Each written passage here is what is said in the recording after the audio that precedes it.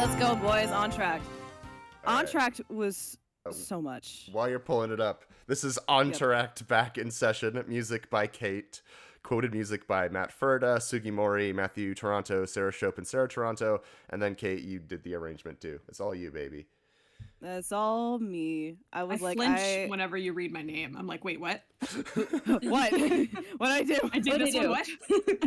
First of all, Kate, I apologize. We had to make you restructure this one so many times. Oh, yeah. Okay, well, that's fair because the first one was weird. But yeah, so Entr'acte went through a few phases. I think I submitted the first one and y'all were like, it's good. Very fairly, though. You were like, can we not put these few things back to back because it is a weird mood whiplash? And I said, that's fair. And then I moved it to bows, and you were like, cool, you can do it there. That's fine. That's fine. Yes. That's fine. Do that. But I think I mentioned this for the overture as well, and if I didn't, I'll directly mention it here, is that for both the openers of the acts, my only rules were I can only use songs that are in that act, and they have to somewhat tell the story of what's about to happen. And rule 3, just keep stacking motifs because that's all I know how to do. But for the original Entr'acte, the only thing I specifically remember about it was what happened in Bows, which we'll get to in Check's Wrist a month, I don't know, where the main thing that I remember someone was like, please change that's weird, is the feed in from It's Gotta Be the Butts to 600,000 volts or something. Yeah. Because I was like, here's the thing, because a few years ago when I first got into TM, I was like, you know what I want to do? I want to make a medley of every single song that's in Turnabout Musical. And then I never published it, but I did technically do it. And one of the funniest things to me was that in both songs is original keys, the tonic of It's Gotta Be the Butts is a perfect fifth above the tonic of 600,000 volts, meaning that if you did it correctly, you could feed directly into it and it would sound... What a vibe. It was a vibe. And I think I had that in my original Entr'acte. And it was that is the weirdest mood whiplash you've ever done. We can't do that. And now I'm worried now that I'm saying it. I'm like, did I do that in this soundtrack? Because now I don't fucking remember what feeds into 600,000 volts. So you starting we'll this... find out together. You starting this as a medley and then it becoming part of the overture. That's what happened with the original overture in Turnabout Musical. Yeah. That's what happened. And the reason why we have an entr'acte and overture at the start, that idea at least comes back to Joel and I, where the overture as it was written, it was put on the Turnabout Musical original soundtrack, basically where an entr'acte should go, but it was still called overture. And so my thought was... and to be very fair about everyone back in the past, especially Matthew Toronto, when he wrote that, he just called it Turnabout Medley or something. Exactly. He didn't write it as an overture or an entr'acte. We all just loved it and we're like, it's gonna go in a place, and so it went in the middle of the album, and then we put it at the beginning of we put it as our entr'acte in TM Live. Mm-hmm. Yeah. Because we wanted to warn people that they needed to get back to their seats. You have 6 minutes to get back. Get back. Yeah, exactly. Okay, so getting into actual structure things. So we have this little Justice for All opener. Because hey, remember the mission statement from 20 minutes ago, and also Mia? Do you remember Mia? And so I had a little harp and your guitar, because those two things, one, sound good together, two, hee-hee-hoo-hoo. You have many things stacked. I fight for truth. I fight for justice. You have, there are people in this world who try to break you. And then, and don't forget just what you're fighting for. They sound a little messy together, but it ends with this cool harmony here, so it's fine. And then you have just double seeking justice for all. We fight directly back into the decree of the prosecutor groove. And this we intentionally said, please make it like the original overture. Because it's iconic and it's great. And at some point, I think it was keeping the peace, that motif originally, and we asked for it to be Yeah, chorus. that makes Even sense. though I've fallen. Yeah. Because like keeping the piece, and I mean part of it is because we loved how the original sounded and we wanted that. Yes. But also keeping the piece. Oh, that's right, it was. Keeping the piece was identified with sort of Edgeworth's first half of his story, like when he's still in his like position of power, I suppose, his sort of antagonist state. And now we're sort of segueing into him being our poor little meow meow. So we want to use the chorus of Decree to sort of be like, this is where we're at in Edgeworth's journey until the end of the Entr'acte when everything goes to shit. I'm so glad you guys remember things because I don't. Yeah, and you were like, I still like that part, which is why you moved that to bows. So the piece part is in bounds. That's a lot what happened with the overture and the Entr'acte. I was like, I'm putting this in the show. Fuck you. Yeah. And it ended up in the bows. And also because I was like, I can do this. I will do this as many times in the show, and you'll see this as a pattern with me. I'm like, can I stick the Dies Irae in here somewhere? And then yes. It's so good. I was like, and then my two moves are, can I stick this in here? Two, can I bullshit a narrative reason to do so? And if I can, it's going in there, and no one can stop me.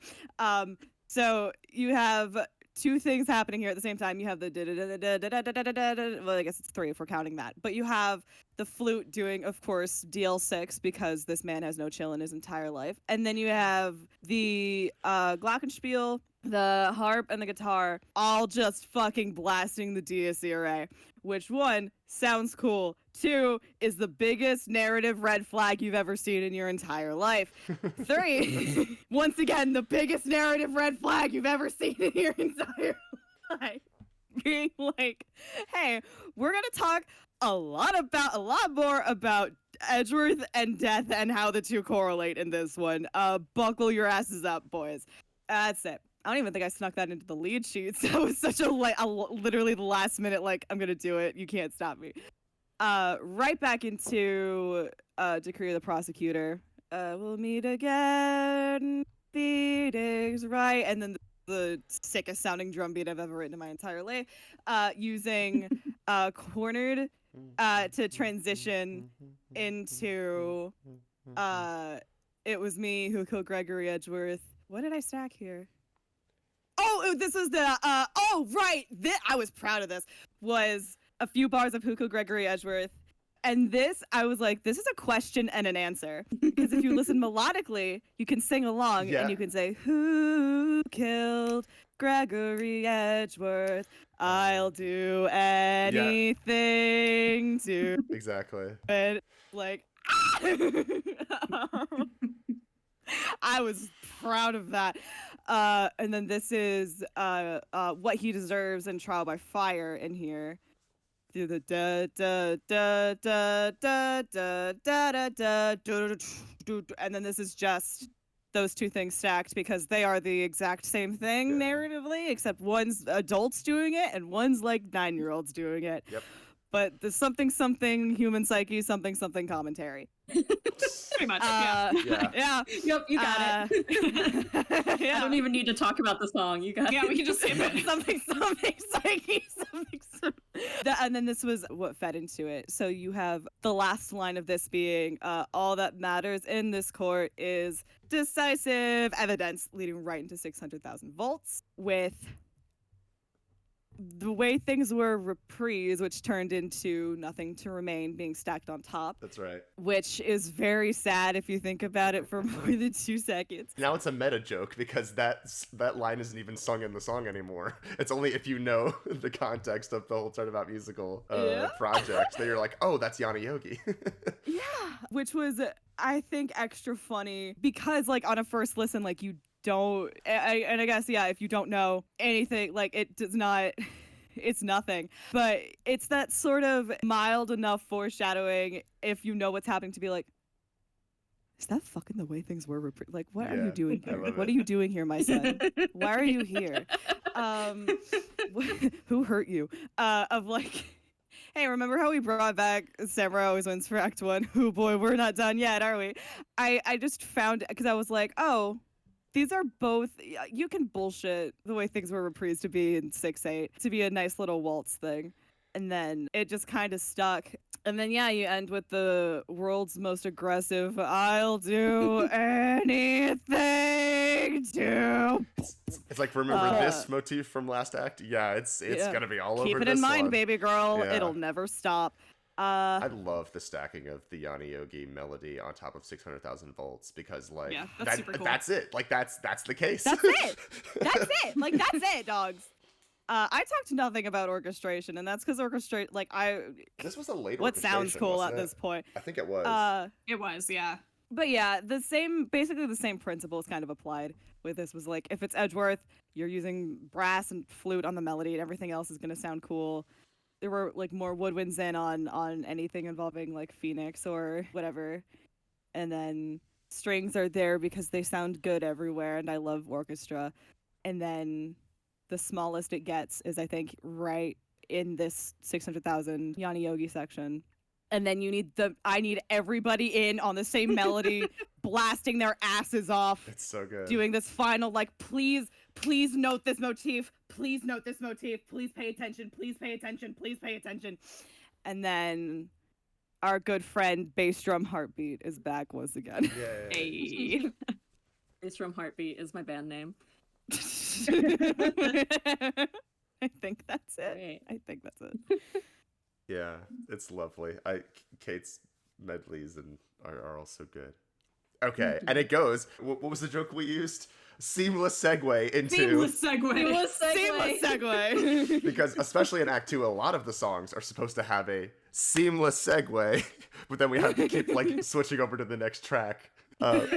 This is Intermezzo, One Lingering Thought. This is Abby with a little bit of quoted music by Matthew Toronto. This is not the first version you wrote, right? Like the first, and you can tell the story. I think the first try you did of this was the earliest thing you wrote. Yeah, probably. It was like, I think it was like a Note Flight thing around the time of the May 2020. Is it Yep.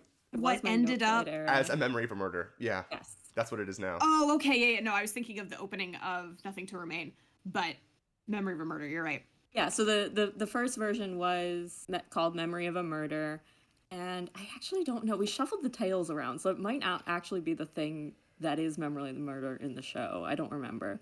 Yeah, that one was a little more melodic, and so I shared it, and then Max was like, can we do something a little more atmospheric for this? So that's what I did, and it is just... This is something I did a lot early on, is kind of a cascading melody. So you've got like in the cello doing the one lingering thought fills my mind, but then halfway through the next cello jumps into da, da, da, da, da, da, or da, da, da. Yeah. So yeah, a bunch of people just stacking on doing that, and just kind of building to something climactic with the gunshot. The ending was a request from Max, I believe. So everything there's one lingering thought, and then the final thing on the viola is filling me with anxiety. If you say so. Yeah. I don't remember asking for anything. You requested a part there. I don't know if you requested that so. specifically. The only thing I remember is like I could so easily visualize like this, because the intention of the scene is, yeah, obviously this is the underscore for the opening of the case on the boat with all the flashback sounds, and that was my attempt, because that was in the original Turnabout musical screenplay, and that hadn't been done on stage, and I'm like, I would love to see this done on stage with like cool spooky sounds and cool spooky lighting and silhouettes and everything. And then the ending here with after the gunshots and there's the heartbeats, I had this vision in my head of like there's the spotlight that's like sweeping the stage like after the scream and the gunshots, and then right on the da na na na na na na na, it finds Edgeworth like with panic in his eyes holding the gun. So I think the only thing I might have requested, because I think that was originally in like very low strings, and I was like, can we maybe lift it up a little higher to be like, now we're seeing like innocent Edgeworth, quote unquote innocent Edgeworth, deer in the headlights, like, oh no. Yeah, and I think originally, I don't know, this might still be in the script, the idea was that it would be pre-recorded and all of the voices would be like distorted or layered in such a way that you didn't know who was talking. I think which like Roseburg's voice is in there somewhere. Yeah, well, it works here because Broadway Man's caretaker voice and Yanni Yogi voice are so different, you don't recognize it at all. Right. It tips the hand a little bit that Edgeworth isn't the one who's necessarily the antagonist here, because in the game it's just text, so you don't know Edgeworth could be the one saying, Exactly. "You ruined my life, Merry Christmas." Yeah, it is something that's lost as soon as you put like human voices on it. And I think we kind of leaned away from the distortion for the audio production, partially because we couldn't figure out a way to do it that didn't just like Sound bad. make it totally unintelligible. Yeah. And also because it was audio only. Like I think if you were doing this on stage and you had silhouetted figures and spotlights and all this Right. stuff, like you could get away with a lot more artistically. This was just kind of one of those things, unfortunately, that we had to compromise on a little bit for the audio version. I love also that this is again setting up, and originally, like timeline wise, Alone was really, I think, the first one to really do this, but we are sprinkling in one lingering thought as this continual doubt motif, like even more explicitly through Act 2.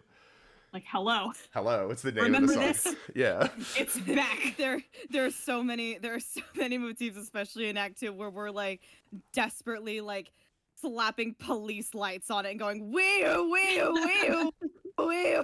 Sometimes it's subtle, sometimes it ain't. It's hard. There's just so much in there, as people have, I'm sure, seen with us talking about these. And when you know what to listen for, it can be very obvious. But when things are mixed in there, you might not know to kind of follow what line to follow. Right. Or you might So recognize. yeah, sometimes you have to make it really explicit. Yeah, or you might recognize a motif but not know where it came from. Like, Right. like I did earlier with something. You know you've heard it before, but you don't necessarily remember what it's connected to. And that's what happens Yeah. when you have the entire Ace Attorney music library and the Yeah. entire Turnabout music library to work from. Like, there Exactly. you can pull from so much. That's what I got for that. All right. The next song in the show is What He Deserves. What He Deserves. Okay. So, lyrics by Abby and Arri, additional lyrics by Liv, quoted lyrics by Mary Russ, who wrote Trial by Fire originally. Music by Arri, quoted music by Sugimori and Sarah Toronto. Lizzie did the piano vocal arrangement, Arri did the orchestral arrangement. Abby is the originator of the song concept. Yeah. Yeah, so this was another one along with Red, White Is You that was in my original packet of pitches. Yeah, I mean, basically it is, like Kate said, sort of drawing the parallel that's here between Edgeworth being accused and Phoenix being accused. So yeah, just bringing in that melodic idea. And originally my pitch for this was actually sort of first half of this up to, I think up until He's probably done Gumshoe much starts worse, singing. Like and I didn't, and it hasn't been yeah, taught. I didn't have Gumshoe in mind. That's where it ended. And then the idea was it would transition to Wright and Co. law offices. I had wrote a little scene, and then it would then transition to Trial by Fire. So these are like one song and directly juxtaposed, a little on the nose. And I like what ended up here much better, and the inclusion of Gumshoe is very cool. One element here that's just kind of a fun fact is with the solos. First time I saw him, he'd do it, I bet. That was intended to be a bellboy and April May cameo. Yes. Very good. Because the bellboy he says something like, I knew it the first time I saw him. He had the scent of danger, or something about He'd Red, do White. it, I So said. kinda, Yeah. So Yeah. he'd do it, I as said. Yeah, that. exactly. Mhm. And then Phoenix like, do what? Yep. And then, that scumbag Red for April, who was, framed by Red. I don't know if this was before the fact or after the fact, but my inspiration a bit was from the Star Kid musical, Holy Musical Batman. Nice. There's a song called Robin Sucks where they're doing this. So they all have newspapers and they're like reacting to the news. So I think that was worked in. And that's a very funny mix with what Ari's inspiration for the orchestration was, which was, it was Milk from Elizabeth. Yeah. the musical. Yeah. Shout out to Elizabeth. My beloved. So I did the first half, and then Ari came along and like made it what it is. I did the first half of the lyrics, just kind of on the Trial by Fire track, and then Ari turned it into this big thing and included Gumshoe, which is very smart, which I think we're going to talk about now, because the song that this is replacing was Beautiful Christmas Day. Like, part of it was a sort of Gumshoe solo. Yeah, I can walk establishing moment. I can walk through that thing. Basically, when you handed over, like, here's my concept for the opening, and that goes into Trial by Fire. We sort of read the beginning part of this, like, with the crowd, and it's like, yo, that is so cool. So for a while in the script, it was, we had this intro from you, and then some version of Beautiful Christmas Day. We wrote a lot of different versions. I guess we can look at the holiday special one in a second. But we had a few versions of Beautiful Christmas Day that would still follow on, so that, you know, you still get that intro from Gumshoe, but it was a different structure. And then when Arri came into the music team, I don't know why, I don't remember the exact story of like when Arri took the song and said, I'll make it. But once that first demo came out, this is how Abby got into the team for full time, because then I sent the demo to you. Like, more than a year later after I sent the idea. I had no clue they were like working on it or anything. Yeah. It was out of the blue. And then what was it you said? I think your first reaction was, holy fuck. And then your other reaction was, who's Arri? I didn't ask. I just figured it out over time. Because it was like, oh, Arri made this thing. And you're like, I don't know who that is, but great. Who is that? To be fair, like, if I knew your name at that time, I know you as Sarah Shope, because I would know you as Maya from TM Live. So I didn't know. No, that's fair. Yeah. And then I was kind of starstruck once I learned. I'm just a guy. Yeah, my experience was joining the MFPS, which wasn't called that yet, but the crew, early August of 2021, and reading the whole script on the plane ride to Minneapolis to go see ASP's production of Turnabout Musical with Max and Joel. The script was amazing. Anyway, but what I remember is that I personally have long been of the opinion that Beautiful Christmas Day, while a cool idea, is not a very strong act opener. It's just kind of too long. It takes too long to like get to the point, and especially if you're opening with something like the flashback, which is really like powerful, then you want to build on that instead of pull back and be like, why are we talking about Christmas? Why are we making jokes?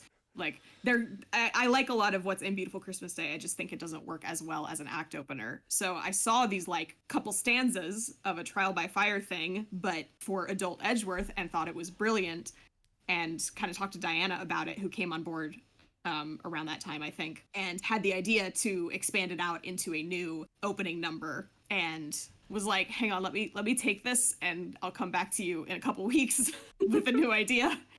Let me cook. Hold on. Yeah. I think Liv suggested March of the Witch Hunters from Wicked as like a touch point.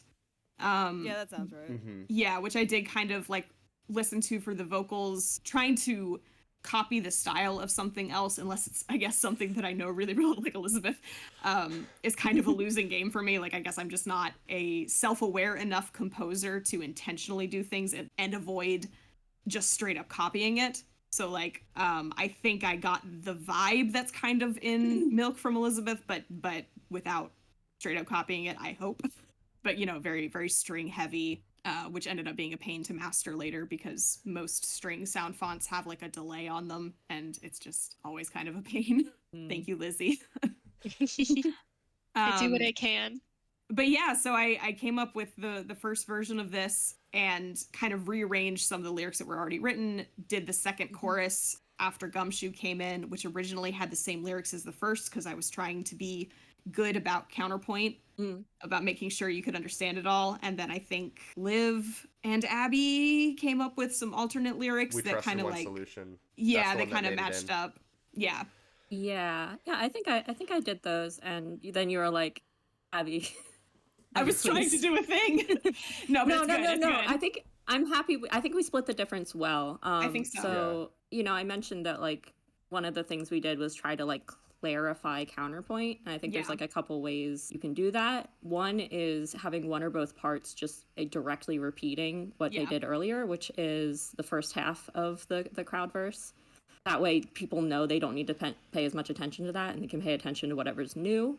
And then the second thing is making sure that movement only happens in one part at a time. So people are resting or holding while the other part is moving, which is also in this. But yeah, and then the second two lines are different. But I am happy with how it worked out because they lock in like mid-line. So we trust in one solution, locks in with this can't be justice. Yes. And demanding retribution is I just can't stand this. So I'm really happy with that. That was very So clever of you. good. I guess on the subject of Liv, I think Liv also changed the line. Liv's line was the demon's misdeeds leave him nowhere to run. Because I think Abby, your original was like, I heard they even found his prints on the gun, which is a great line. It's a great line, but that's information that we're saving for later. That's a surprise tool that'll help us later. Surprise tool that'll help us later. Yeah. This was also one where when Abby joined the group, she very helpfully was like, hey, these lines in the verse, this was the rhythm I was imagining, because I had come up with like a very different one, just whatever came to me. So we adjusted those. I think it was like, what's the scumbag red line? What's that full line? What are the lyrics? You saw how hard he fought for that scumbag red. And I think Abby's is you saw how hard he fought for that scumbag red. Yeah, because you wanted like the emphasis on those. And I think what I had originally come up with was like, you saw how hard he fought for that scumbag red, which is just Yes, I remember that. yeah, it was what came to my brain. And I think that's just interesting because it goes to show when you like just have lyrics, even with the same melodic shape, because we both knew we were both pulling from Trial by Fire, you can come up with totally different ways of doing it. Yeah. Do we want to talk any more about Beautiful Christmas Day? Actually, really quick before we get to that, there's a couple other things from What He Deserves. One is the differentiation of the crowd parts. And like, this was the song where we tried to settle, like, what are we gonna like name the crowd parts? Like, and like we wrote it one way, and then we cast it another way, and then we changed it again at some point in production. So the bellboy line wasn't originally the bellboy, wasn't it? Like originally Wendy Oldbag, and then I had to do some last minute.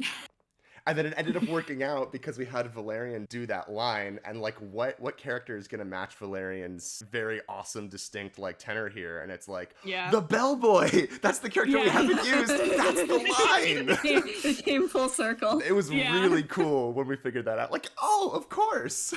This is how the bellboy can still win. Yeah, Exactly. this was my favorite character. this was partially because our soprano 2, Wendy Oldbag, had to drop out of production halfway through due to health reasons. So we were down a featured ensemble member that was intended to be in this song. So I reassigned some parts and restructured, and then realized like the ranges just really weren't going to work for some people. So anyway, it was like an exercise in what Danny, my husband, does in his job, which is taking what's actually written and going, okay, I have these people though, so how am I going to sing this? So what you see here in the sheet music is how it was originally written. It's how it's intended: soprano, alto, tenor, bass. What we ended up doing in the audio production is a little bit different, but I don't know. I think that's fun. And then the ending changed. You know, you mentioned this before. Yeah. I straight up don't remember what changed. So that It used to do like the gumshoe thing. Oh, I had like a tag on Yeah, it. you had a tag on the end where it was gumshoe, someone to make it. Oh, also I remember you also did an alternate ending that's like, should this be a guy you can trust instead? Like I had like a different version. Yeah. And then like a different melody, and it didn't work. Yeah. So it's the Make It Right one, and then it's the do do do do do do, which is objection. And then originally it just ended there with Gumshoe's line, no, listen, you gotta, it's Mr. Edgeworth. Da, da, da, da. Yeah. And that was the ending, yeah. and that would be like blackout into the next scene. But then at some point we decided, and I don't remember how or when this happened, to combine, to sort of make that Gumshoe moment like the transition between the park and the detention center.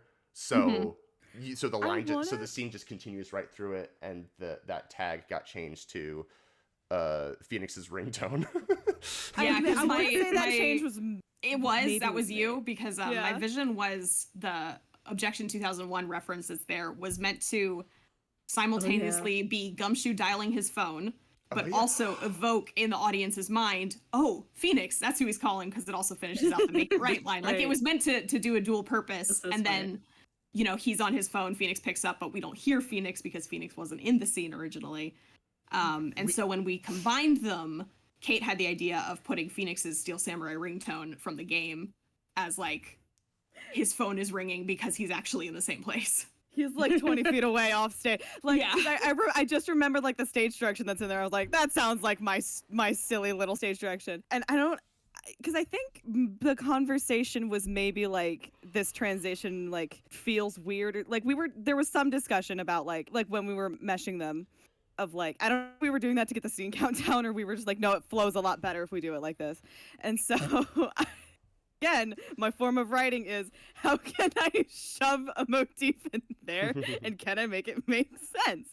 And at some point I was like, you know, it would be really funny is if, because that's my sense of humor, is someone making a phone call and then them just walking in the room like on the phone like, yeah, I'm here, I'm already here, what's up? Because of course Phoenix would be there first. Phoenix would have heard about it and just went like, what the fuck is happening? And so the idea of, I wish I had the script handy, but it was I think I went even through the specifics of like a Gumshoe takes his phone out of his jacket pocket, calls Phoenix. It's like, Phoenix, you gotta get here. Phoenix Walks in. fast walking on stage. I'm already here. And then they both just look at each other for a second and put their phones back in their pocket Yep. and continue talking. Yes.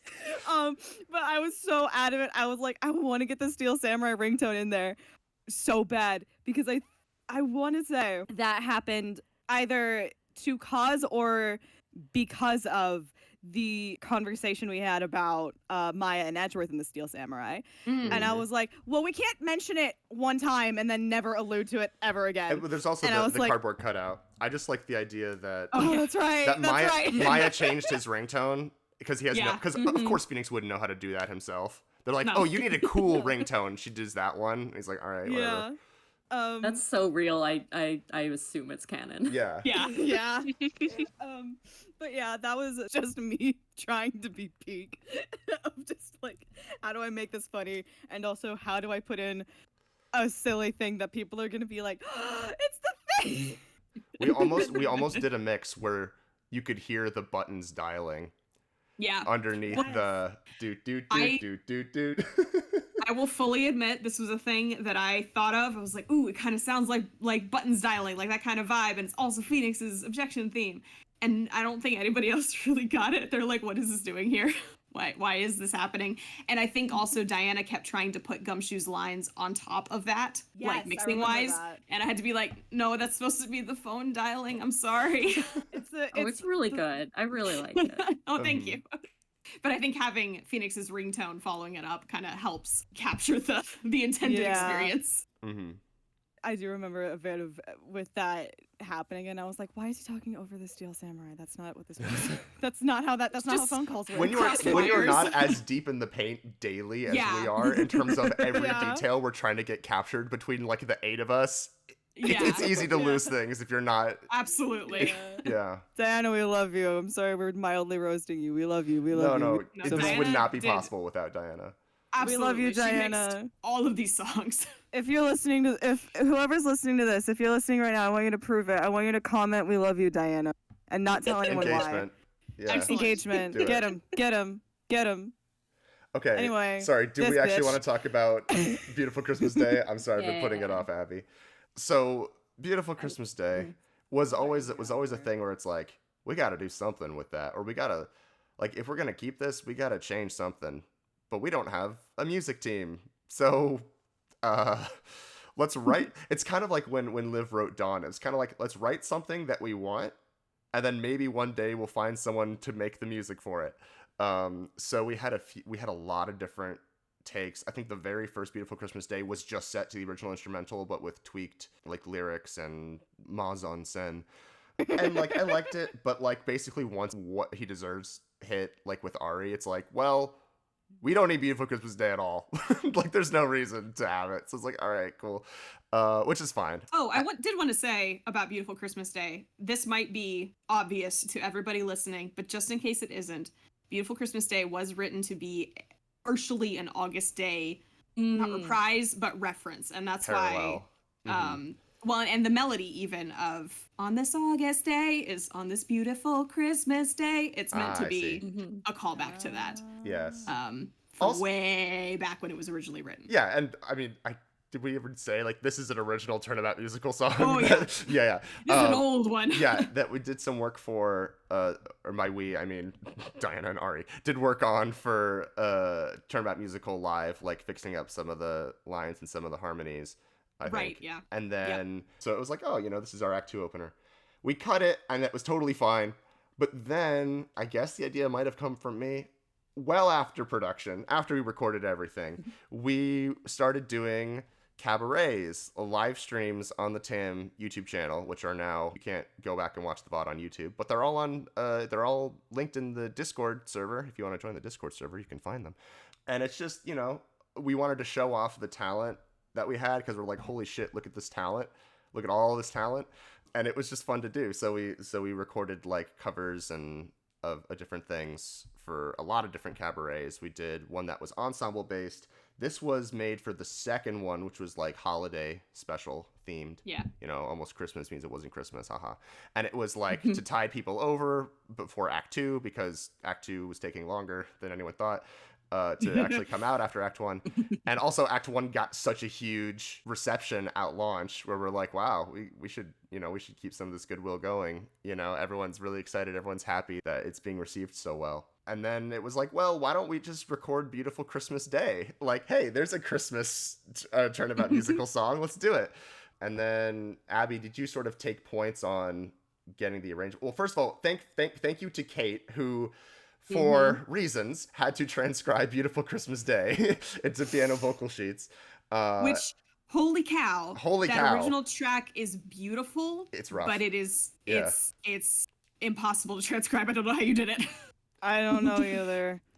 a lot of how I ended up transcribing a bunch of stuff that for reasons I needed to, which was powering through it in a week and not focusing on anything else, and just every single moment of my free time was like, I'm just gonna listen to this on repeat and go, because if I don't get it done, it won't be there in time. Yeah. And then it just sat in my drive for like way too long.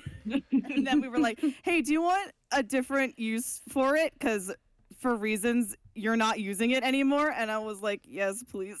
Please tell me I didn't waste too much of my time doing this. I think Abby's the one who spearheaded it after that. And I sent over basically the old drafts that we did of the Beautiful Christmas Days that never were, to be like, take any of these lyrics, take any of the structure, anything you want, go for it. Yeah. So I worked off of that. I think, I changed a little bit of the structure. I kind of forget what I did here. You added all this I ensemble remember the stuff. lyric. Yeah, the ensemble. Well, yeah, was all yeah. It's So beautiful. there was a couple lyrics that I took from previous, like some of the versions that Max and Co had been. It's basically me been and working Liv. on. Yeah. Like, yeah, show that you know how to smile. There you go. That was very cute. And then because I wanted to be a group number, and the idea was, pass the melody around, everybody does a line. I did what I do, and I was like, let's do an ensemble part. Yeah. Which I am super duper happy how it turned out. It would sounds so not good. have sounded as good without Jack. Yes. So I wrote Shout out to something. Yeah, shout out to Jack. I wrote something that basically, like, I did all of the, like, who's moving when and stuff like that for the most part. And then Jack went in and be like, okay, so here's what the chords are. here's how to make a part singable. At one point I had the tracks in and I was just like, you know what? We're going a cappella here. I mixed this one, so that's why it sounds the way it does in some places. Didn't Tide also help you mix some of it? Yeah, Tide helped me with some of the cleanup of the tracks, but especially at the end when everybody's singing, it is not in sync, which is an example of how much work that Arri and Diana did to make the ensemble link up in the rest of it. But yeah, it was fun, and it was nice to have a big group number. So I'm glad it got to live on in some way. It's really lovely. I was listening to it again the other day, and it's the ending. That's the how those Christmas bells ring, and then you add Christmas Okay. bell style objection 2001, and I just started laughing. That's Abby. yeah, that wasn't in the God. original. I forgot how just gosh damn dramatic Phoenix is in this song. Oh yeah, he's so depressed. For good reason, He's got but he's seasonal like, depression. I think in the he's got seasonal depression, he's got boyfriend ESP, he's an empath. He like Right. I think I put something in the like lyric sheet of like Phoenix-sized forlornly, and I was Yeah. like, Ren, you've got Yeah. this. And then Ren just gave a I think that was Ren on that side, right? Yes, absolutely. Okay, because I was like, and then Ren gave like a perfect gay little sigh, and he was like, yes! I'm allowed to say these things about Ren. He's my friend. It's okay. I'm not making fun of Ren.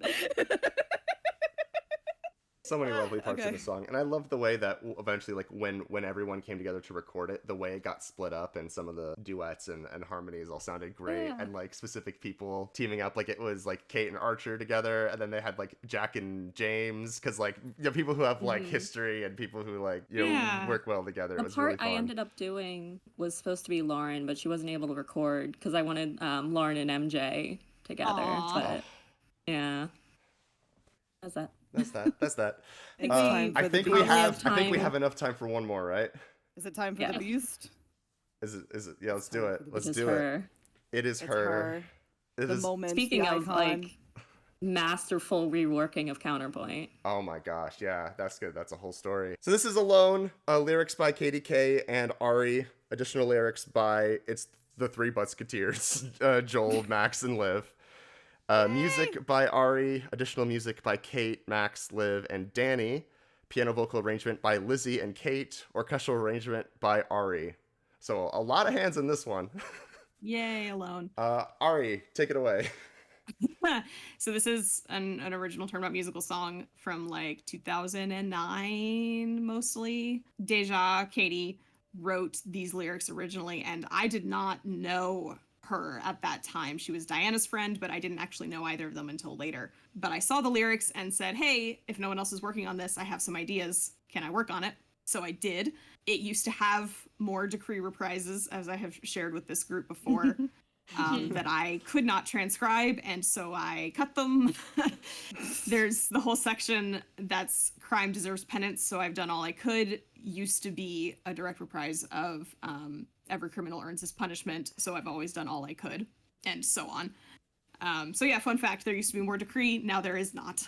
Hopefully, it still works. Oh yeah. 100%. Just this one part, this like guilty of being a cowardly man, trying to transcribe that piano again in like 2009 before I knew anything of what I was doing was so hard. So you guys that transcribed full Matthew Toronto songs are incredible forever. I bow down to Lizzie on this one. Forever and ever, amen. This was actually how I found Lizzie on my own. Yes. This is not related to anything. I was just like, oh, I can tell the story. But when I was like first getting into Turnabout musical, and before I knew about the production package and stuff, I was like, oh, this is a new musical that I am like, I need to have all of the, you know, everything like in my mouth, in my possession. I want to do like covers and stuff, Brango Burr, but I don't know of any like instrumentals or like whatever. And I was like, if I'm going to do it, I'm going to do it right. I wonder if there's sheet music anywhere. And the answer was, yeah, in one place that I knew of. One place. And it was on MuseScore. Because I didn't know about the production package or anything yet. And it was on one place, and it was on MuseScore, and it was by this person named Lizinator. And so I was like, oh, this is gospel. Okay. And I had for a hot second, I was going to like record a cover of Alone, but like it was so like, because I'm like that. I'm like, if I'm going to sing a thing, I want sheets for it so I can sing it correctly, TM. And I was like, this is the closest thing to gospel that I have. And if this person made sheet music, then like they'll listen to it enough. They know what it sounds like. And I was banging on that. And then a few months later, Lizzie came into the group with the handle Lizinator, and I was like, wait, you're the bitch from MuseScore. Whoa! It's me. And I was like, holy shit, you're the person. And that's that story, really, is that Alone just happened to be how I first encountered Lizzie. I mean, fun fact same. about that. That's the reason we call Lizzie Lizzie. Yeah. Because in other places in your life, you go by Elizabeth. Yes. But because your username was Lizinator, we were just like, okay, Lizzie. Yeah, all of my family, all of my friends always called me Elizabeth. They were very, very like strict about that. I remember when I moved to my college, my freshman year, I moved in. My parents and my brother were there, and my roommate and her parents were there. And my roommate was like, oh, do you go by, like, do you have a nickname? And I was like, you can call me, you know, whatever. And my parents and my brother both went, she goes by Elizabeth. Oh my god. Whoa. And I was Whoa. like, because, like, when I was little, I was always like, it's Elizabeth. Call me Elizabeth. And I would get really upset when people called me. okay. That's actually Okay, nice. that's- Okay, yeah, this yeah. is fine. This is cool. Yeah, I was like, dang, if that was a positive thing, that's kind of metal, actually. Yeah, that's nice of them to That's try and fucking stick up sick. for you. So, yeah, they were like, I don't know, like, nobody ever calls me a nickname in my life. And so it's really funny when, like, for whatever reason, my two, like, worlds collide for whatever reason. Yeah. People on my Discord side are like, your name's not Elizabeth. No one ever calls you Elizabeth. That's so formal. That's so weird. And then my family's like, what? Why are they calling you Lizzie? What's happening? Lizzie. They That's don't not know your you like name. that. I don't know. Who is that person? No, I feel What that. happened to you when you got to college? Yeah. What happened to you? Who No, are you I- anymore? It's like I don't even know you. I also have a Turnabout musical name. Yeah, Ari. Which I don't mean, use Sarah, anywhere I mean... else. Only in this sphere do people call me that, which is mostly funny when it's like I have Turnabout musical people and like Danny in the same room. Right. I don't mind it at all. Yeah. Which Which did did happen, happen. Though I will very briefly, because I try to get back to Alone, but Kate and Lizzie, I'm going to call both of you out now for having usernames with versions of a nickname for your name that you don't actually use. Yeah. Okay, that's What fair. the heck? Okay, all right. So we called you that Katie does have for a a story while. behind. I can answer that, which is my came up with my username years ago when I was like okay. 9, and I was when I was little, I did go by that name. Okay. And I mean, I can say it. It's my username. It's I used to go by Katie as a child, and then at some point, and like it was like I was so adamant about it. I was like, this is my name because Yeah. everyone called me that in my family. And at some point, I was like, I'm gonna say it was when I was like 15 or 16 or something. I was like, I want to go by Kate. Like that feels better. And then it was so immediate in my brain of like, if I hear that extra syllable, I'm gonna get so angry, and I don't even know why. It was like, I don't like it. I don't like it. Don't call me that. And It so, was fine to leave in your username. yeah, because I was like, oh, I'm not changing my branding. It's the only thing I have. So it's like it's one of those things where it's like I totally get it, but it is still kind of like. It's both weird and funny the first time someone, like if someone new comes into like Discord or comes into like Twitch chat or something, or like someone new on Discord starts talking to me and calls me the 2-syllable version of my name. I'm like, okay. I mean, I'll answer to it, but I'm gonna, if you do it like 2 more times, I'm gonna correct you. Yeah. Like, please don't call me that. Please do not call me that. I think I was But called no, this is Bob a funny. few times. Almost certainly. It may have been one of those. Well, also, you're also Mr. Link Smash. You Well, are yeah, Mr. but Link Smash. that's a bit. Real fast, I wanted to say that I also found Lizzie's Alone sheets, and I was like, this poor person transcribed this entire song not knowing that there were sheets out there, and I am so impressed. I must make a MuseScore account just to like this score, and so I did. Aw. Yeah. I remember because I have my notifications on because people on MuseScore are generally really chill, and so it's just like free serotonin whenever I get a notification. And so I have my notifications on, and it was like S.A. Shope, and I knew that you were Sarah Shope, and I knew that your online thing was Ari. Yeah. And so I was like, there's no way, man. And I was like clicking like on your profile, and you like the account had just been made, and I was like, there's no way. I will verify that experience of, oh my god, it's you, oh my god, it's you, oh my god, it's you. Yup. Is something that takes a while. I was vibrating like that in 2016 every single time, all day. Structurally, before Urnsmashers, structurally Alone was kind of the same, but kind of not. I think we had already wanted to be like, Maya should be mad. And so we had changed some of the lines around just for Maya. Yeah. Um, So you definitely had changed her to in the very original version of Alone. Maya is like also entreating Edgeworth to let them help him, and I think you guys also clocked that just doesn't Without entirely Samurai, track. that doesn't track. Yeah. So you had already changed a lot of her lines to be more aggressive and more like combative. just like a quick Alone history, the original version that's on the original soundtrack was longer. It had more sections, more trio sections at the end. When we did Turnabout Musical live, we cut it down for time, but also, in my opinion, for pacing. I think it flowed a lot better, the version that we ended up with. We also changed the key because the original was way too freaking high and nobody told me. So we kept the new key for TAAAM and sort of the new structure, but you guys had written this new counterpoint ending. It started with Liv. Liv was the one who laid it out at first. Where it started with the second repetition of the one lingering thought fills my mind into it. And like there was like a whole new sequence and whole new stuff. That was all Liv. And then I tried to record it. I was like, this needs to get tweaked a little bit to make it work. So it was Liv and I together tweaking it. And it was originally a 3-part counterpoint because Maya didn't leave. So we had a whole third line with Maya in it too. And like the vision behind changing it was pretty much what the rest of the vision behind changing the counterpoints was, which was to try to make it all discernible. That's my favorite word that I used in quality control. Because old Alone counterpoint, I didn't know what I was doing. It's very much just on top of each other, and while sometimes it makes for a cool soundscape, it's not great for understanding what they're saying. So yeah, I came on and I saw that they had this new ending and that Max had recorded this great vocal demo with all the parts. So without a backing track, because of course we couldn't make it. So it is true. Think what you will. I won't believe it. Don't ask me to leave while you wallow in fear. Can't you believe? Don't stand alone where one lingering thought fills my mind. Not on my behalf. Go ahead and laugh. I'll just go down with me. Let me view. There's nothing to know. No need for despair. I find my hands red. We'll win this, I swear.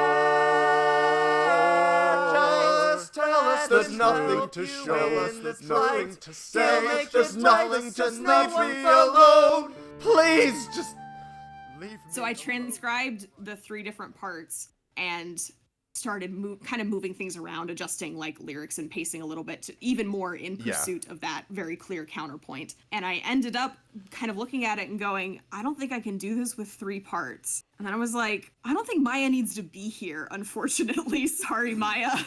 And so I came back and I pitched having Maya leave halfway through, kind of partially in service of her character and partially in service of the counterpoint at the end. And also now you get this dramatic Phoenix Edgeworth angsty duet, which is always good. They finally have a duet in the show. Yeah, they don't get a lot of that at all. They really don't. So that kind of worked out. I was gonna say, I don't think I have like an actual just duet in Act 1. No. Because they're on completely separate tracks, like mentally and everything. Yeah, so it ended up being a really good moment, I think, that they got to have a one-on-one moment. And again, it works for Maya's character. It's not so much that we're removing her from a scene, it's that we're giving her the agency to say, like, I'm not okay with this yet. Writing the new counterpoint was really fun, by the way. Or like adapting it. Yeah, I really like, and this started with Liv and it carried over into the final, like just how expressive and dynamic the new vocal lines are in that new counterpoint. I think the original one I always will have a soft spot for everything original Turnabout musical, but it does sort of very much still follow the pace of the original like backtrack, but this one sort of like soars above it and sort of does all kinds of new things within it. It's like, oh, for once, it's like time to show off what you can do vocally. We made Phoenix a paratenor for a fucking reason, boys. Yeah. And really, shout out to you, Max, for the vocal demo that you did, because it immediately gave me a very clear vision of what it should sound like, what the energy was like, how it needed to change. Yes. Yeah, there's a couple additional music credits in there. Like, Danny helped me clean up a couple spots of the counterpoint when he was recording it. He was like, it would sound cooler if you did this. And I said, you're right. And so we changed it. And Kate had the idea to move a part in the like overlapping section where Edgeworth is singing like "You're wrong all along," that part. Yes, I Oh, remember that one because I think it's moving the Maya Phoenix. and Nick were lined up. Yeah. Moving Phoenix and forward a little bit. Scooted one of them. Yeah, it's such a small change that like it does everything for sure. Yeah, because Nick, Why on Earth started like